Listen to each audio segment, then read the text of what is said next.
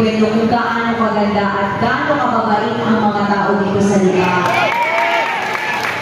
Sa sobrang pagsiselos ko po, kasi nung una po, ako po ay kay-kayin nyo, taga-kay-kay po. So sabi ko, Mikey, wala ka na kung ginawa kung hindi mo pag-usapan na ng Lipa. Ang sabi ko sa akin, halika na, mag-registro ka na, depende ka na rin, para di ka na mag-selos.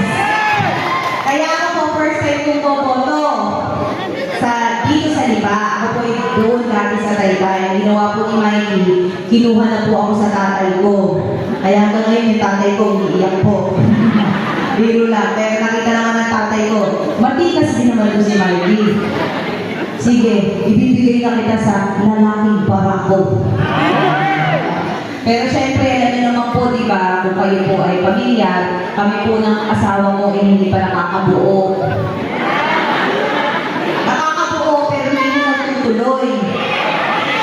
Sabi mo ng doktor, bakit hindi matuloy-tuloy ang pagbubuntis mo? Iha, sabi ko, hindi mo nga po alam. Baka busy masyado kayo eh, kasi po yung 2 beses po akong nabuntis, ang asawa ko po